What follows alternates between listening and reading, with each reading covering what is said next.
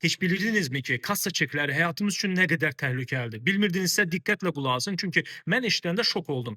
Ona görə sizi də bu barədə xəbərdar etmək fikrindən düşdüm əziz izləyicilər. Qısa başlığı ilə qarşınızdayım. Bəli, adi kassa qəbzləri üçün istifadə olunan termokağızın tərkibində bisfenol A adlı kimyəvi maddə var.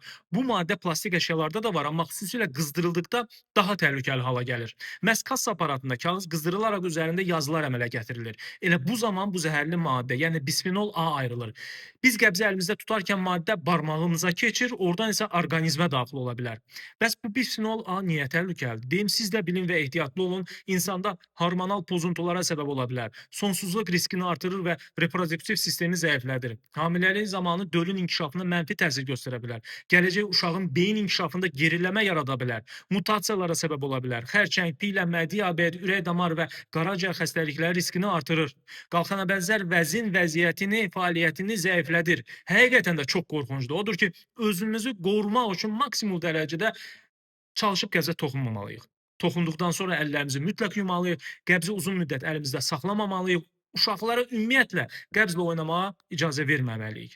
Bu videonu bəyənib paylaşın ki, daha çox insan bundan xəbərdar olsun əziz izləyicilər. Maraqlı məlumatları qaçırmamaq üçün isə səhifəmə abunə olmağı unutmayın. Əsası özünüzdən müğayət olun.